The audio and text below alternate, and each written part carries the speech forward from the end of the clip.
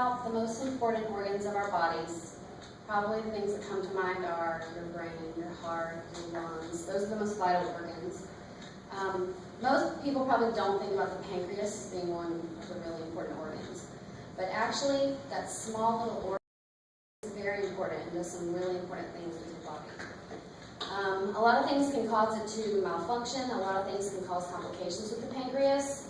That's called acute pancreatitis when it becomes inflamed and then other complications result. So today I'm going to tell you about how the pancreas normally functions, about what happens when it doesn't function properly. I'm going to give you some signs and symptoms that are associated with acute pancreatitis and then some expected diagnostics and treatment. So let's get started with how the pancreas normally functions in the body. So it's a really cool little organ. It's a multitasking organ. It sits deep in your body, behind your stomach, next to your gallbladder and your liver. It's responsible for digestive and hormonal functions. According to gastroenterologist Timothy Gardner in his 2013 article, the pancreas produces over 15 digestive enzymes that break down the food we eat.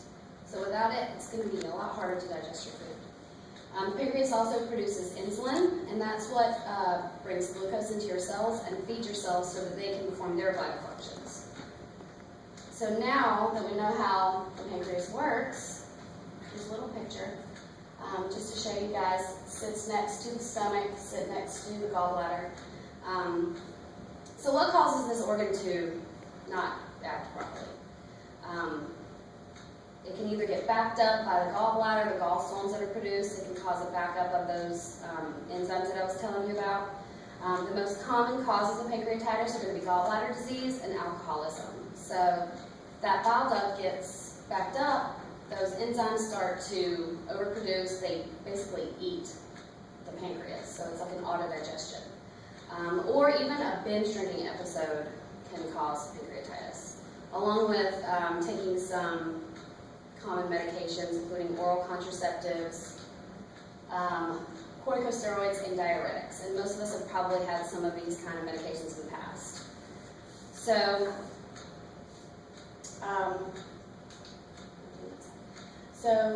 signs and symptoms that your body's going to tell you about when you when you get pancreatitis. Your body's going to tell you that something is wrong. So the hallmark sign of pancreatitis is going to be abdominal pain. It's going to start slow, very gradual, over 24 to 48 hours, and then it's going to get so bad that you're going to want to go to the hospital because you're in so much pain. Along with that, you can also get some other symptoms.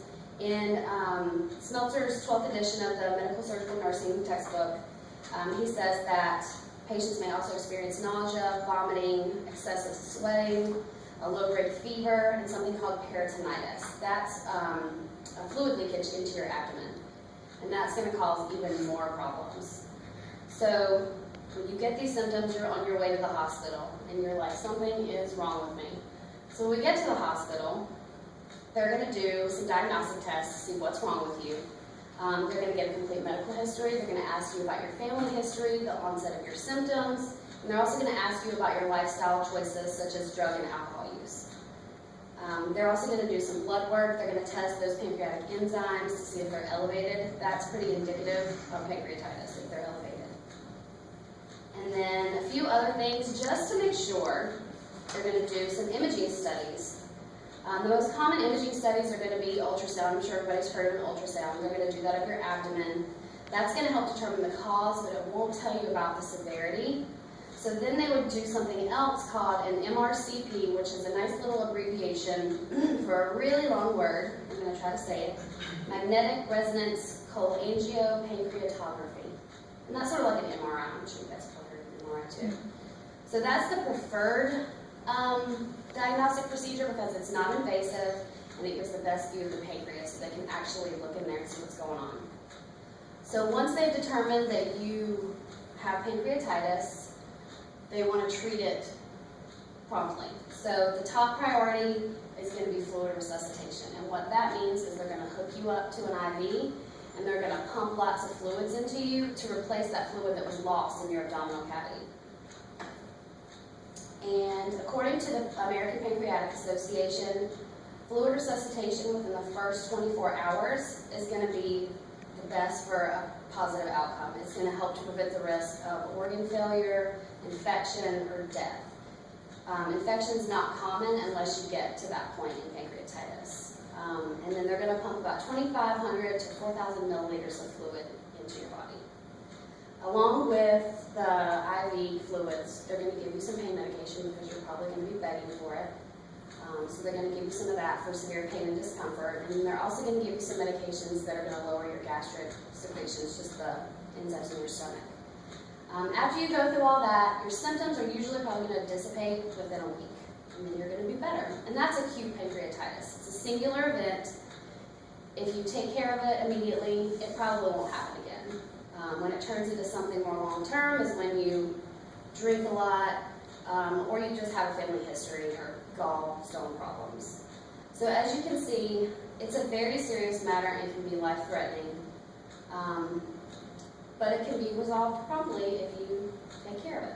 So recognizing the signs and symptoms and prompt management is key to a positive outcome. You want to know those symptoms so you can get to the hospital as quickly as possible. So the next time you think about your heart, your lungs, your kidneys, think about that pancreas because it can save your life in the end.